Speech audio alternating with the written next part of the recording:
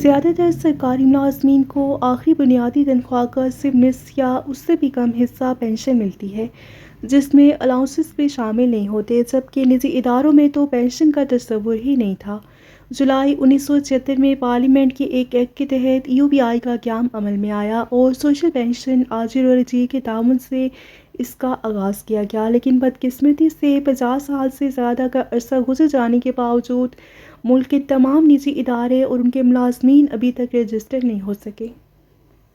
لیکن بدقسمتی سے 50 سال سے زائد عرصہ گزر جانے کے باوجود بھی ملک کے تمام نجی ادارے اور ان کے ملازمین رجسٹر نہیں ہو سکے، جبکہ UBI کو لینڈ ریونیو ایکٹ کے تحت اختیار حاصل ہے کہ وہ ادارے کے تمام ملازمین جہاں پر 10 یا اس سے زائد افراد ملازم ہوں ان کو رجسٹر کرے اور ایسا نہ کرنے والے کے خلاف کارروائی کرے تاکہ ہر وہ کارکن جو کہ ان اداروں میں ملازمت کرتا ہے ریٹائرمنٹ کے بعد پنشن کا حقدار ہو سکے اور اس وقت تک اس ادارے کی جانب سے دی گئی سہولیات سے مستفید ہو سکے۔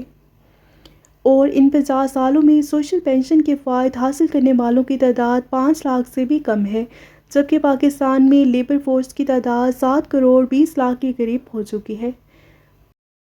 UBI میں رجسٹر افراد کی تعداد 98 لاکھ کے قریب ہے اور ایک اندازے کے مطابق UBI کا سرمایہ 600 بلین روپے اور پراپرٹی 100 ارب روپے سے بھی تجاوز کر چکی ہے، اور اس ادارے کے تحت ملنے والی سوشل پنشن 15,000 روپے ہے، جس کے لیے بینیفیشری سے 5 لاکھ پنشنرز ہیں جو کہ اونٹ کے منہ میں زیرے کے مترادف ہے اور ضروریات زندگی کے لیے ناکافی ہے۔ موجودہ طوفانی مہنگائی کے دور میں یہ معمولی سی رقم بمشکل چند دن ہی کفایت کر پاتی ہے۔ صحت کے بڑھتے ہوئے اخراجات، ریٹائرمنٹ کے بعد بڑھاپے کے مسائل اور بیماریوں میں اضافہ یقینی ہوتا ہے۔ سرکاری ہسپتالوں میں سہولیات کی کمی کے باعث بزرگ افراد کو پرائیویٹ علاج کرانے پر بھاری اخراجات جو کہ ناقابل برداشت ہوتے ہیں اٹھانے پڑتے ہیں۔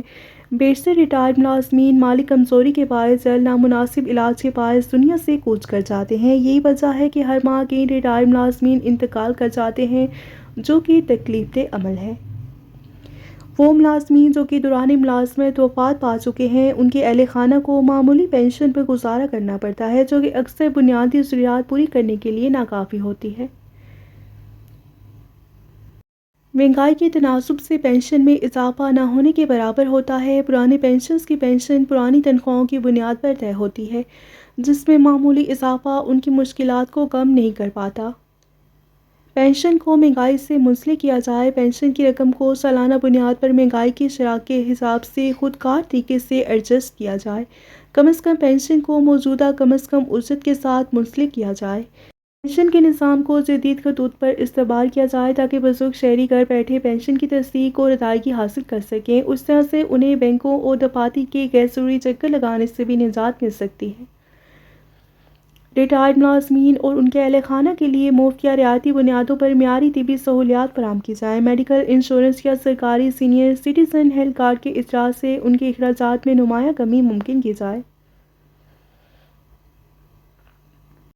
UBI میں شفافیت کو یقینی بنایا جائے، اس کے فنڈز کو محفوظ اور منافع بخش منصوبوں میں لگایا جائے تاکہ پنشنز کے لیے معقول سالانہ اضافہ ممکن ہو سکے اور ادارے کی پائیداری بھی برقرار رہ سکے۔ وفات پانے والے ملازمین کے اہل خانہ کے لیے کفالت، تعلیم، علاج کی خصوصی پیکیج متعارف کروائے جائیں اور اس ضمن میں وظائف اور خصوصی گرانٹس مؤثر کردار ادا کر سکتی ہیں۔